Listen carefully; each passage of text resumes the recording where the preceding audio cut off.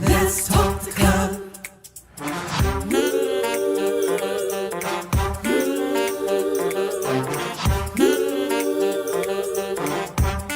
One more thing, like, subscribe, and share. Come on, let's talk the cut. Woo!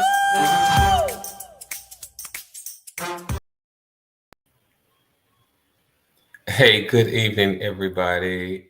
Why do I struggle so much with making sure I could get that image in there properly? Hey, good evening. So glad to see you all. This is the Let's Talk the Cutler broadcast, the Let's Talk the Cutler virtual book club, the Let's Talk the Cutler YouTube channel.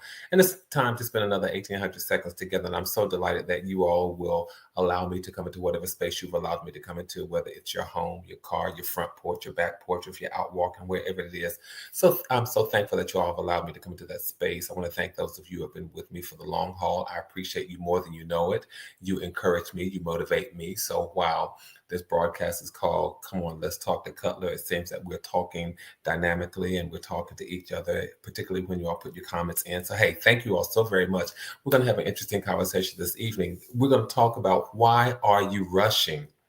And I don't want to talk about names and name drops, but there are so many people in my life that I know who rush. They just rush all the time. I want to know if you're one of those people who would you consider yourself a chronic rusher? Do you rush everywhere? Do you rush doing everything? Do you rush in the morning, in the middle of the day, in the evening, and then you rush throughout the week and you rush throughout the month and the year? And before you know it, you've gotten someplace very quickly, and then you feel like when you've gotten there, you've gotten nowhere in a hurry. Have you ever heard that? You're getting nowhere in a hurry. We're going to talk about that in just a moment. But before I do, I want to again say thank you and invite you all to come on. Let's Talk the Cutler. Make sure that if you haven't done so, please go ahead and subscribe. After you subscribe, then click on the notification bell. It lets you know whenever I've gone live, like I am this evening. I'm here live in a living color. It's really me. It's not. This is not what it's the old saying. It's not Memorex. I'm really here. I want to also encourage you to invite other people to come on and let's talk to Cutler. And as you're coming in this evening, please go ahead and say hi to everybody and let them know that you're here and just extend your greetings, all those sorts of things.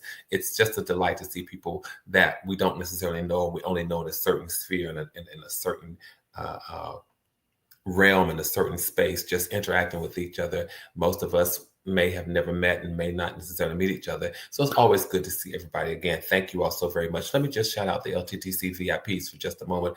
Those are the people that I see on my end, you all. These are the people that I see on my end who have jumped into the chat first. There's some people who have logged in and you haven't made your way over to the chat. Come on, I want to see my friends. Hop on over to the chat and say hi. So let me just see who's there first. The first three people that I see. Bobby Dunmore says, good evening, everyone. Then looks like Kimberly. Let's see. Looks like Kimberly. Kimberly says, yes, hello, everyone. And then let's see who else coming in third. T Color says, good evening, LTTC family. So it's so good to see all of you all. It really, really is. I hope that you all have had a pleasant week. Here we are, May 20th. It's practically the end of the month. And in just a few days, we will be over into the 6th month of the year. I'll hold my comments about all that. I'll wait until we get through the rest of May before I make my subjective comments about the month of June. Yeah, I'll talk about it when we get to it.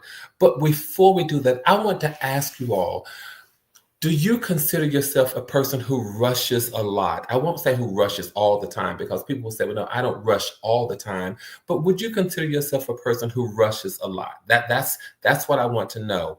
There are people who just rush, and it seems like they're just rushing their life away. And I read a few things, and I want to share those with you all. In terms of what really sparked this conversation today, I was reading something and it says, stop rushing. Slowing down does not mean doing less. It means doing it right. Stop rushing. Slowing down does not mean doing less. It means doing it right. And then I read something else that said, this is sort of funny. Tell me if you've ever done this. It's okay. You know, this is as the young folks say, this is the zone. This is the space where we listen and we don't judge. Now, I'm going to just add to that. People say we listen to and we don't judge. Now, we might laugh, we might chuckle, but we don't judge. Have you ever rushed out of the bathroom? And I'm talking within the context of either you have a house phone or a cell phone and you left it outside of the bathroom. Hopefully you do. You know, when you go to the bathroom, you leave the phone outside of the bathroom, for goodness sake. Maybe this just me, but no need to take the phone in the bathroom with you, I don't think. But have you ever rushed out of the bathroom for a ringing phone? I read that post and I thought, that is hilarious. But have you ever rushed out of the bathroom for a ringing phone? The rest of the post said, be careful, avoid head surgery, allow it to ring and stop.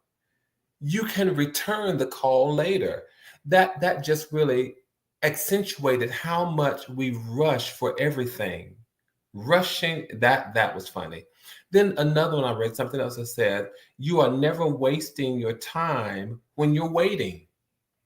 You're never wasting your time when you're waiting. Stop rushing. Talk to me, you all. Do you rush? Do you know people who rush? What is going on? What is that all about? There are people who just feel the need to rush everywhere. And I won't call names because you all know some of the people whose names that I would call, but I have relatives who just rush everywhere. And in a moment of transparency, I need to confess, because I still do it sometimes. I will put a destination in the GPS. I'm telling on myself, but I'm being transparent. I will put a destination in the GPS, and then when the GPS tells me about what time I should arrive, I say to myself, I can beat that. I can beat that. And I know I'm not alone. Let me know if you have ever done that. If you know people who have done that, put the destination, the GPS says one time, and you say to yourself, oh, I can do better than that. I can do better than that. But it's so interesting that, you know, that's just one of those tongue-in-cheek situations. But how many of you all know people who rush? Or maybe you rush. Does this scenario sound familiar? You wake up late, you rush through traffic, you still get to work late. And when you get to work late, you get to your office or your desk or wherever you're going, you sit down, you turn on your computer, you have tons of emails, and you respond to a few because you realize after you've responded to a few emails, you have a meeting. So you rush off to that meeting, you get to that meeting, you're halfway running, you're halfway walking, trying to get there on time, you get a seat, you sit down, and then during that meeting, you realize, oh my goodness, I have another meeting right after this one, or either I have a competing priority, I've double booked myself, so I need to run to that meeting. And then when you get to that meeting, you find that your day is just hectic all day long. You spend all day working, and then when you get back to your office, there you're on the phone. And while you're on the phone, you're replying to emails. You're trying to multitask. You're trying to do all those things, the things that have been marked urgent on your calendar. And I'm talking like this because this is how we feel. You feel just like this all the time, and then you manage to make it through the day. And after you make it through the day, after work, you have errands to run, personal things to do, responsibilities to take care of. And then by the time you get home, there is no slowing down. Either you have civic responsibilities, social responsibilities with your children's school, with your church, or wherever it may be, and then dinner may have to be something that's fast, that's quick, that's late, or that's unhealthy, or a combination thereof. And you try to handle some of your personal business when you finally get home before going to bed. You try to, am I in anybody's life? Am I talking anybody's story? And so by the time you get home, you're trying to handle some of your personal business before going to bed, and you end up falling asleep, not really accomplishing a whole lot from your personal calendar, and it starts all over again tomorrow. Woo! Okay, that sounds like a whole lot of what I do. It sounds like a whole lot of what I know some other people are doing. And then when you do all of that throughout the week, and finally when the weekend shows up and the weekend gets there, you feel like you cannot relax because because you have too much catching up to do. And thoughts are racing through your head. You're constantly panicking about the sheer amount of stuff that you have to get done. And sometimes you may end up missing important deadlines and details. Is that anybody else other than me? Experts are calling that kind of living hurry sickness. They're calling it hurry sickness, you all. People just rushing for a variety of reasons. for a variety of reasons. And I just want to pose the question, why are we rushing? And then how do we handle this rush? And how are we careful to make sure that we don't let people make us just rush us all the time? But why do we rush so often? You all talk to me in the chat. Why is it that we rush so much? Why do those of you who rush, and those of you who know people rush, why do we rush so much? Paula says, I resemble that remark. Why is it, you all, that we rush so much? Is it that we always feel a sense of urgency? Is it because we lack time management? I know some people who just rush just so they can feel like they're first at everything. You're first at the red light. You're first at the stop sign. I've been in traffic with people who would just press the accelerator and rush and maybe go from 0 to 60 in 30 seconds. And the next thing you know, by the time I'm just going 35 and I get to the traffic light, when I get to the next traffic light, they're just sitting there. They sped to get to the traffic light. They sped to get to the stop sign, going nowhere in a hurry. Can we always feel that sense of urgency? Is it a matter of a lack of time management? What is going on? Are we poor planners?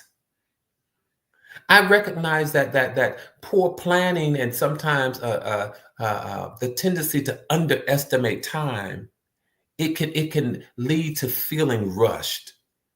And so maybe we just need to stop and stand back and say, okay, let me just do some planning here.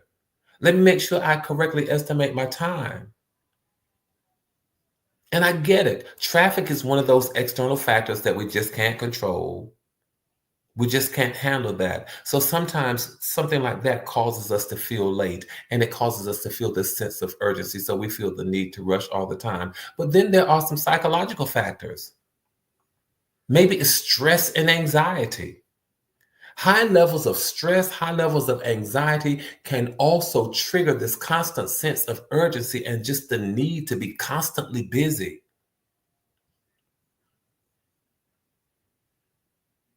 Again, that's that whole notion of hurry sickness. Hurry sickness is really this new psychological buzzword where people feel that they are constantly behind. I'm behind. I need to catch up. I need to catch up. I need to catch up. I need to do more. I need to do more. I need to do more. Even when they have no actual deadlines, they just feel like they're behind. They feel like they need to do more. They feel like they need to catch up. And really, that is this new buzzword that's just called hurry sickness. There's some people who just unconsciously rush. And maybe they're just unconsciously rushing because they don't want to sit in where they are in the moment. I don't want to sit and settle myself in whatever I'm feeling emotionally, psychologically. So sometimes people try to outrun their emotions. Sometimes they try to outrun their thoughts.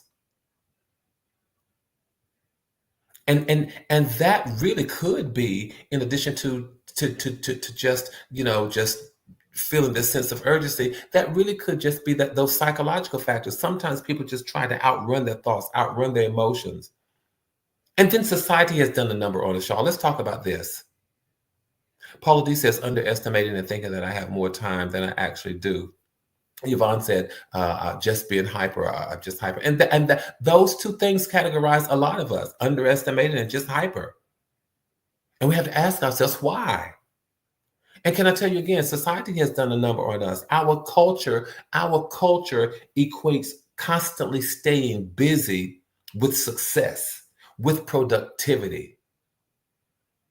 And that can cause people to think that they need to be constantly doing something, My paternal grandfather, my father's father, was one of those persons who constantly, always had to be doing something. He worked in the logwood by profession, so he left very early in the morning, sometimes about 4 or 5 o'clock in the morning. By the time he get home, he was also a farmer, and so he was out on the farm. He was taking care of the hogs and the livestock and the animal and all that. So he was constantly doing something. Well, not only was he constantly doing something, but he couldn't stand to see people sitting around him not doing anything. So he made you constantly do stuff.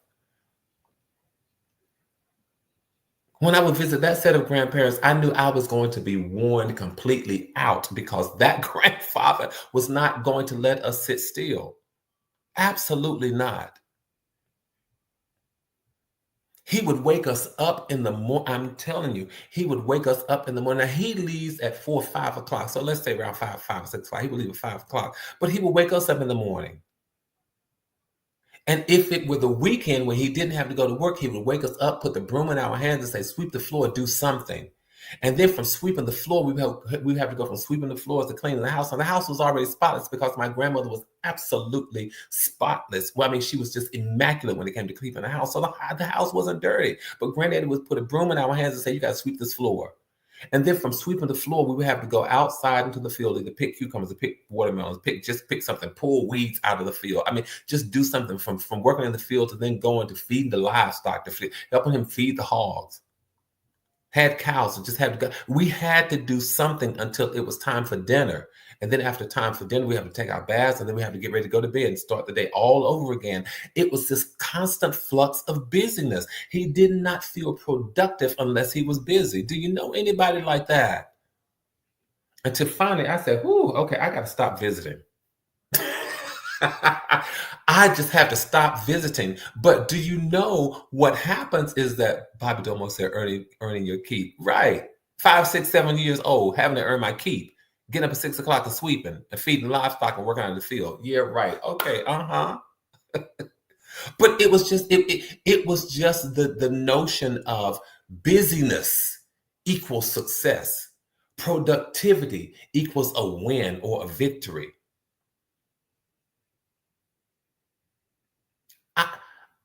And what it did, it took away the need, or took away socialization. Of course, when we sat at the dinner table together, my poor grandfather worked so hard. There were times, y'all, and I'm telling the truth, he would literally fall asleep at the dinner table because he was constantly on the go. He was tired. And then genetically, he poured that into his children, who picked up that trait, who felt that they were not productive unless they were doing something. But then they just ran their poor bodies tired. And by the time they sat down, sometimes they would just crash and burn. Don't y'all tell my family I'm talking about us like this, but it is true. So it was the societal influence. It was the cultural influence that just made you feel like sometimes you had to overcommit. You had to take on a lot of responsibilities. So they had responsibilities at home. They had responsibilities on the job. They had responsibilities in the community. They had responsibilities at church. They had responsibilities in civic organizations. Just this whole notion of overcommitting, taking on too many responsibilities and commitment. Can I tell you that can create a backlog of tasks, and it can lead to this constant cycle of rushing all the time. One of the poems that I wrote, I will never forget that one of the lines says, coming and going, rushing and slow, and staying on your feet just to make ends meet. But that ain't living. Constantly moving is what that poem is all about. Coming and going, rushing and slowing, staying on your feet, always up doing something, trying to make ends meet, but that ain't living. What did it mean? The poem really suggests that sometimes you have to stop, take a break, exhale, inhale, and enjoy the moment. Practice mindfulness, practice the presence of thought that says, here is where I am. Let me enjoy this moment. And so sometimes we've just been indoctrinated to that, and it becomes a part of our personality traits. So now, because I'm genetically predisposed to somebody who did that, it could be a personality trait that I've taken on. Some individuals are now just more prone to hurry sickness. They're prone to things like perfectionism. They're prone to things like competitiveness. They're prone to things like just this high degree of conscientiousness. These are individual personality traits and factors that we've taken on. And we've also taken on this whole notion of anxiety because I feel the need to constantly do something. There's this heightened level of anxiety. There's this heightened level of restlessness. And it contributes to the need to be constantly moving and constantly doing something. And we have to stop and say, what is going on here? Why am I rushing all the time? And the question is, I wanted to bring to our attention, why are we rushing? Life is rushing. I mean, we're just rushing life right on by, not even stopping to smell the roses, not even figuring out what's going on, not even enjoying the moment. We're missing so many moments when we're rushing. And you can't go back and get it. You can't go back and get those moments. You can't recreate them. You can't relive them. You can duplicate, but you can't recreate. So when there are people who just rush without reason, that can be so very frustrating. And you have to ask yourself, am I one of those people who just rush like that? Am I one of those people who do what Cutler is talking about? Just rushing all the time. Because I feel like I can't let anybody get ahead of me. I have to be the first. And for what? Can I tell you what you need to do? What can help? And if it's not you, maybe you can share this with somebody. When people who are rushing and they have the hurry sickness, you all share this with them. Tell them stay calm. For goodness sake, stay calm, because rushing, can I tell you this? And here is what I know. Rushing, and when it is embedded in you, it causes your blood pressure to go up. It causes your anxiety increase. It causes you sometimes not to be able to sleep well, not to be able to rest well. It causes you sometimes not to be able to eat well because you don't stop to slow down to eat. It can cause all of those things. It can create hypertension. It can create all of those things. So learn to stay calm. I'm talking about, really, when I say I'm trying to help save somebody's life, I'm telling the truth. Rushing all the time is not good. But learn to stay calm and just take a deep breath and remain composed. And stop responding in such a way that you will sometimes regret. Stop responding with frustration. And I'm not talking about responding to people, but I'm talking about responding to life. We respond to life with just frustration and anxiety. Stop rushing. Be calm. Don't escalate your own situation when you're the only one in the situation. Learn how to step back and let me see what's going on here. Is there a need for urgency here? Or am I just programmed? Am I just wired like that? And if so, let me just stop. Let me just tell myself to stop. Maybe I need to take around with me a miniature stop sign that says, stop, slow down. No need to rush here.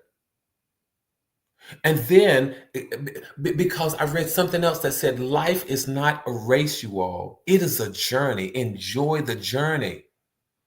When you're racing and rushing by everything, you don't get a chance to take it in. You don't get a chance to absorb it. You don't get a chance to digest it. You don't get a chance to process it. But life is not a race. But life is a journey. It's meant to be lived at your own pace. Not at the pace of anybody else, not at the pace of your brother, your sister, your mother, your father. It's not meant to be lived at anybody's pace other than yours. It's not a race, it's a journey. Because guess what? You don't get to do it over. You don't get to the end of it and get to redo it. There are no redos. So stay calm. Learn to assess where you are. Learn to breathe. And remember what Cutler said, I don't get a chance to redo this. There are no do-overs. Not along this journey. So why don't I, in every moment, assess the situation? Determine, is there a need for urgency here? And I'm not suggesting that we don't need to rush some things or do some things urgently, because we really do. But I'm asking us to assess the situation, to ask ourselves, is urgency required of everything that I do? And when it is not, let me learn how to communicate clearly that I'm not going to be rushed in this moment. I need to politely let people know in some moments, no, I'm not going to rush this one. This is one where I think I might need a little more time because sometimes people can rush us and sometimes we can rush ourselves. Imagine if you're out walking and you're walking with someone and they say to you, "You're walking too slow." And then you just feel like you need to speed up. No, no, no, no, no, no. If there is no need, if you've assessed the situation, you don't need to speed up. You say to them, whatever's causing you, if I'm sick or I'm hurt or this is just my pace, my legs are not as long as yours. You listen, if you just want, you go ahead and I'll meet you wherever you're going. If people sometimes want to rush you and say, we've got to get this done by the end of the day. Rome wasn't built in a day, and sometimes you can't do too many things. You say to them, listen, I can only do one thing at a time, if that's the truth. I can only do one thing at a time. Now, if I prioritize this, that may go lacking. So now you're going to have to choose. Do you want me to do this now or that now? And sometimes you have to learn to communicate clearly. We need to get this done by the end of the day. No, I can only do today I can only do one of these things. Or if you're moving or in traffic or you're parking somewhere and people say, hey, can you move here in my way? You're blocking me. Okay, go around me. I'm good. You don't have to take on other people's stress. You don't have to take on other people's need to rush. You don't need to take on other people's need to be in a hurry. You don't need to take on other people's pace for life. You keep up with your own pace, your own stride. People will try to place their never-ending demands on you. Learn how to toss them right back over to them. Because it's one thing to be rushed, but it is another thing to feel rushed. And when you feel rushed, it becomes internal and it has an impact. It has an impact on how you think, how you show up, how you be, how you do what you do. It has an impact on your thoughts, your energy, your emotions, your psychological state. When you feel rushed, it has an impact on all of those things. And I'm just offering us an opportunity to stop and slow down and smell the roses and say, I don't have to feel rushed. I don't have to be rushed. Why am I rushing? Let me just slow down. Let me remember some of the things that Cutler shared with us this evening about life is not a race. It's not. Stop rushing. Slowing down does not mean I'm doing less. It means that I'm doing what I'm doing the right way. That's for me to do it. I'm doing it the right way, right for me. Right by whose standards? My standards. So that I can focus.